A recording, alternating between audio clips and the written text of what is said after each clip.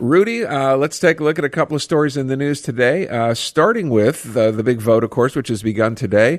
I don't know if we should be surprised. I was talking to Jim Many earlier, who says that already for the people who will be voting for the new leader, the computer system was down. So that's very typical CAC.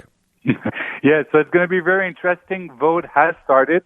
We know a little bit. We have some information. We know there's about 20,000 registered members of the CAC. So it will be interesting to see on Sunday what is the turnout, how many actually card holder did vote in this race, and especially who's going to win. Because when you look at the fundraising number, it's Fréchette. Madame Fréchette was able to raise more money. When you look at cabinet ministers who are on the side, there's more. Actually, it's even triple the size when it comes to cabinet members who are on the side of Fréchette versus Bernard Drainville. Same thing for the member of National Assembly, CAC member of the National Assembly on the side of Madame Fréchette. But the reality is that we don't actually know what is the profile of those 20,000 members who are having a membership in this leadership race. And we'll see the results, but it's very, very interesting. Yesterday, and there was a very important endorsement. Simon Jolin-Barrette, the current Justice Minister, did endorse Bernard Drainville on the last day or the last stretch of this race. Would it give a bump to Bernard Drainville?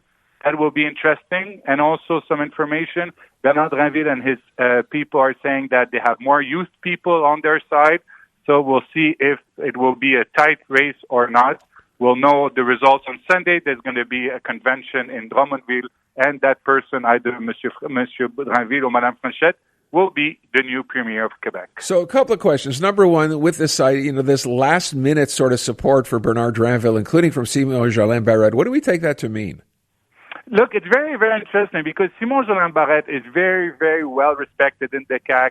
As you know, he founded also and started with along François Legault. Even when there was the last speech to François Legault, it was a very emotional speech that Simon Jolin-Barrette delivered in the National Assembly. He said that he didn't want to take a position because he was still Justice Minister. He was also the House Leader in the National Assembly.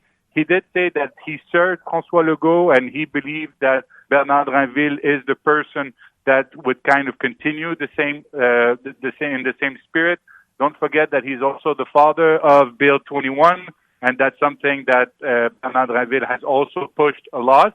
So I do believe it's a big endorsement, but I do beg the question, is it too late? Is it because when you look at the number of cabinet ministers in Quebec who already endorsed Madame Fréchette, were they able to sell membership based on that? That's the big question I'm asking myself. I wonder, though, at the same time, do we take that, the Simon Jolin's support here for Bernard Drainville as François Legault's support for Bernard Drainville? Not exactly, but it's kind of the same in a way because when you look at the thing that Bernard Drainville spoke during this leadership when it comes to immigration, when it comes to the importance of French, and obviously when it comes to Bill 21, those are all big issues that Simon Jolin-Barrette fought as Justice Minister, but also the accomplishment of François Legault. And when you look at the polls, it's one thing that is interesting is that if Christine Fréchette is actually elected leader, she can steal some votes to the party, the Liberal, the PLQ. When you look at Bernard Drainville and you look at the polls, he actually attracts more voters on the Conservative Party, so Éric Duhaim's party. So it's very interesting because you have kind of two different leaders who can attract some voters, but not on the same side, even if they are in the same party. I was talking to Jim Many earlier in the afternoon, Rudy, and we're talking about the fact that, the way this race shapes up, who does this actually look better for, the PQ or for the Conservatives or for the Liberals here, depending on who heads this party up? Éric Duhaim's making inroads. That's a suggestion right now. Does this help him if Bernard Drainville is the leader? Actually, it doesn't help him. If I was Éric Duhaim, I would prefer to have Christine Fréchette. If I'm Charles Milliard, I would prefer to have Bernard Drainville.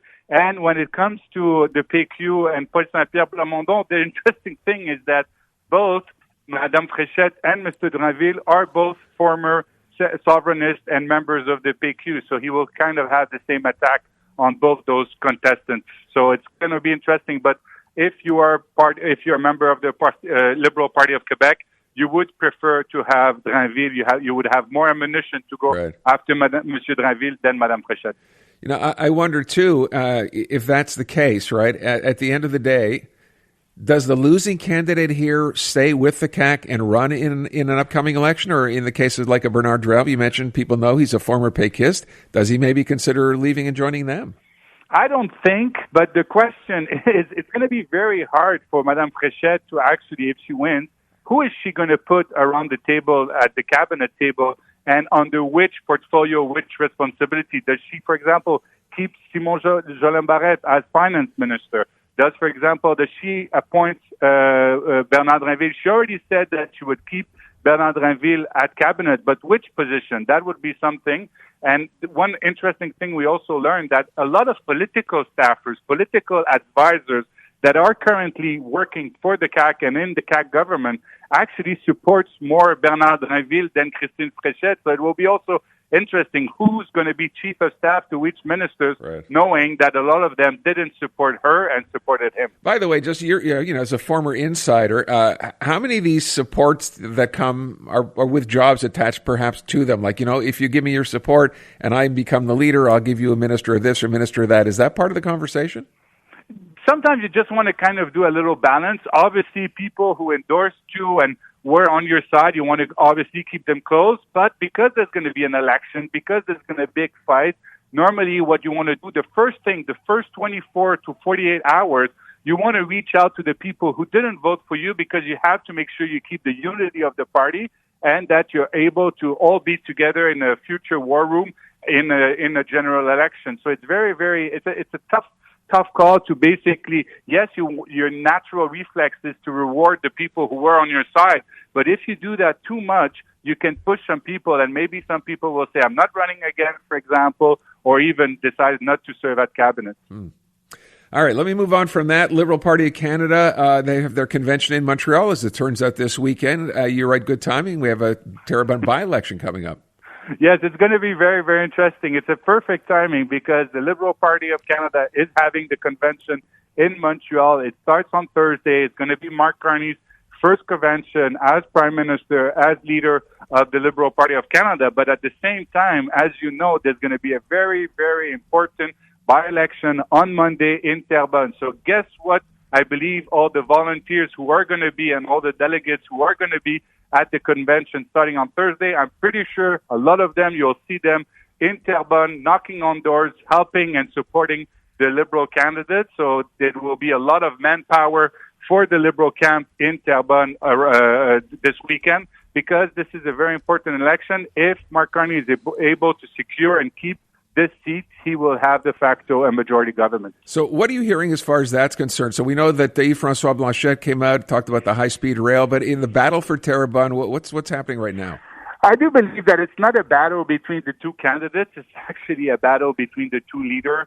People are either voting for Mark Carney because they appreciate what he has been doing since he's got elected as Prime Minister of Canada, or it's more Yves-François Blanchet because Yves-François Blanchet obviously is well known in that part, and he's the leader of the Bloc Québécois. So it's more kind of a competition between Mark Carney's branding and Yves-François's branding than the candidate themselves. Yes, the Bloc Québécois is a former MNA, and she had the seat before, so she has a little bit of profile, but I do believe that people are more going to say, do we trust Mark Carney or do we give him a chance? Or saying, maybe we want somebody to challenge Mark Carney, and if it's the case, it's going to be a block vote.